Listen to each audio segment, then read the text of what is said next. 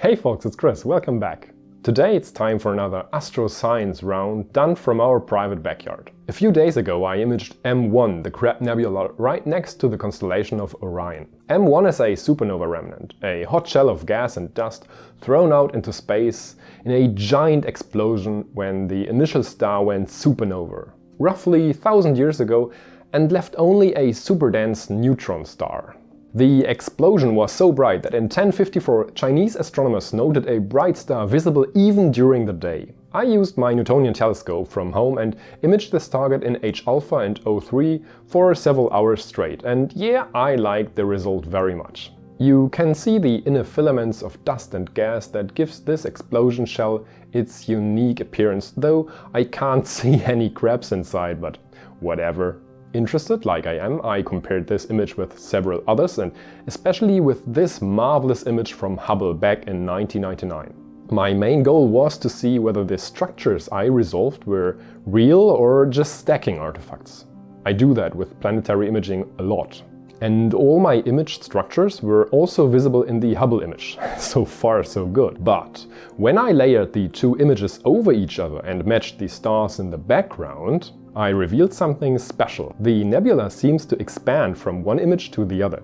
It's like you can see the proper motion of the explosion taking place within the privately taken image from my backyard with the modest equipment I use. And seriously, I dropped everything and did the math. Here's the Earth, we, and here's the Crab Nebula. From Wikipedia we know the following things. The distance between Earth and the Crab Nebula is roughly 6,500 light years. 1 light year is the distance light travels within 1 year. That's still neighborhood, but it's still pretty far away given light can reach the moon in something like 1 second. The diameter of the Crab Nebula is supposed to be 11 light years. I don't know whether we need that fact, but duly noted. The expansion speed of the outer explosion shell is calculated to be 1,500 kilometers per second. That is pretty fast as well. I mean, 0.5% of light speed, holy moly. If this expansion speed is right, we calculate that the nebula expanded 4.7 to the power of 10 kilometers per year. Big numbers here. The Hubble image was taken 24 years ago, so multiply it with 24 and get 1.1 to the power of 10 kilometers per 24 years, or 0.12 light years expansion between those two images. And this is the value we calculate from the given infos of Wikipedia. And now we want to see if we can use our data to verify this expansion rate. That would be cool. What do we need? Distance Earth M1 is, like I said, 6,500 light years. We can span a triangle, and the question mark here is the distance we can observe between the two images, the one from Hubble and my own. If we look at those two images and flick between them, we can see the nebula moves outwards, and I think that's good. I took recognizable areas with high contrast and tried to redraw the edges with paint in both images. And this is, by my knowledge, the most accurate scientific approach there is. And by totally guessing at some points and doing basic stomach-based averaging, I came up with 3 pixel movements in average between the two images. I mean, it was sometimes hard to see, but given several measurement areas in the outer regions of the nebula, 3 pixels is what I came up with.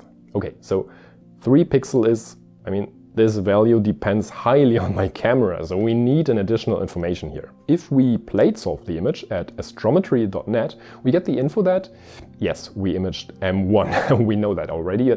No, that the optical resolution of this image is 1.53 arcseconds per pixel. Okay, 1 arcsecond is a 60th of a 60th of a degree, so 1.53 arcseconds are something like 0.000425 degrees. And we multiply this result with 3 because I observed 3 pixels of movement, and this is the angle these 3 pixels span in the night sky from my telescope.